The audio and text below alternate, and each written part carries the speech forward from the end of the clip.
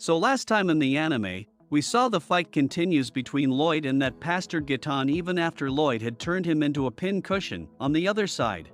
The struggle to save the city and its citizens was getting desperate as Gitan's Chimera army was wreaking havoc. Tao was the first to face one of the dangerous Chimera that had been operated by a wraith. All the higher level Chimera were possessed, but our group managed to somehow take them down, risking their lives to purify them, aside from Talia and Galio, because Grimm showed up at their side for the first time in a long while. And also in a new form to help them out. Meanwhile, Lloyd in that pastor's fight was getting more intense with every passing second. Their strike exchange made one thing clear to both of them, that they were still not giving it their all. So from there on they got serious, and away from them, Babylon and the two pastors were up against a pig. But it wasn't just a regular pig monster. Even after being cut down, it regenerated back into one piece, and worse, each time it grew stronger. At first only one strike was enough, but now all three of them had to give it their all to chop him up. From there on, the title of the anime changed to, I was reincarnated as a pork so I can take my time destroying humanity. Well anyways. Even Pork didn't know how his body worked since he wasn't a chimera but an experiment created by a scientist, but that didn't stop him from attacking, and Babylon took a heavy hit. He was thrown all the way across several streets, and right before Pork could kill him, Babylon asked for a timeout to hear his reason for hating humans so much. Pork was confident in his win, so he stopped for a while to tell his sappy backstory. It all started when his master made him. He was an alchemist who created this regenerative pork to solve world hunger. But each time Pork got cut, he grew back taller more, which was good.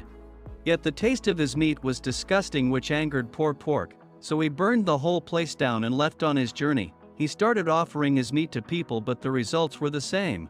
At one point people started calling him a monster pig, but what hurt him the most was that his taste was disgusting.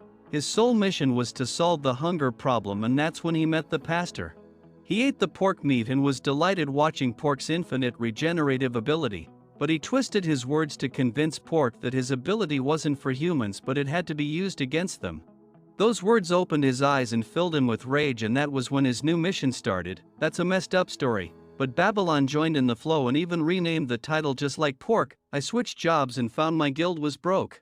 Back then he was poor as hell, and he felt if he had met Pork then he would have embraced him with love. And even now Babylon was sure he could make the best pork dish from his meat. The pastors weren't sure what was happening since everything turned black and white, but one thing was certain, that pork meat was pure poison because it was purple in color. Pork was sure no one in this world could cook his meat because it was solid as rock, but Babylon had his own tricks. He stroked the meat with love and unbelievably it went soft on its own.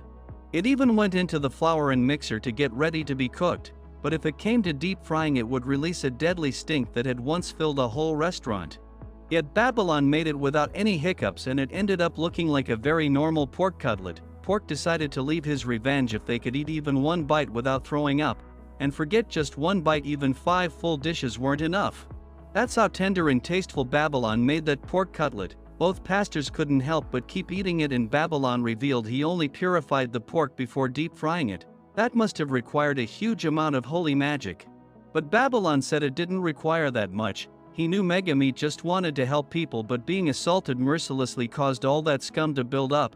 Once that filth was cleaned, the meat became tender and tasty just like Pork always wanted. That way it could actually help people when they were desperate for food. That was the wish of the dear little Pork. But with this meat, one pastor even got the idea to open up his own meat business, which would also gather many new believers for him. Yet Pork was ready to be purified now. And if that happened, his regeneration ability would disappear since it came from his hatred. But even so, Pork was ready to become normal pig and get eaten for the first and only time. So Babylon fulfilled his wish and purified poor Pork. But looking at that normal pork, Babylon changed his mind. Now he wanted to raise it. Well, aside from this madness, some flashy sword fighting was happening in the church between Anastasia and Silpha. Even though Silpha only had that candlestick, she was putting up a good fight. Silpha thought Anastasia was the pastor they were searching for, but she wasn't. And yet despite that, Anastasia was strong.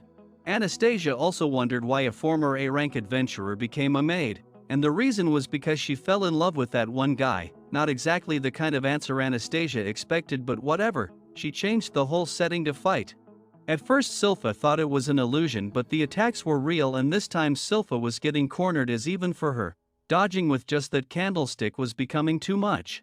But she still decided to wait until Anastasia lets her guard down. Anastasia admired Silpha, and if not for her mission she wouldn't have fought her, but she had seen the bad times when her master went insane because of her. Yet Gitan never held her accountable, and now she got the chance, but that was exactly what Silpha was waiting for. She instantly finished the fight the moment she brought out that light blade, but she didn't kill Anastasia.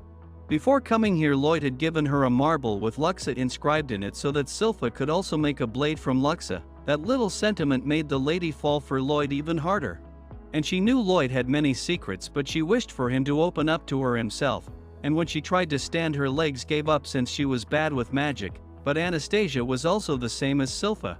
Someone who adored her master with all her heart, but she knew at this point her voice could no longer reach him, so Silpha prayed for her and for her master at least. And right there our episode ends, so stay tuned to watch the next one as well, and for that subscribe the channel and hit the bell icon, or you might miss it.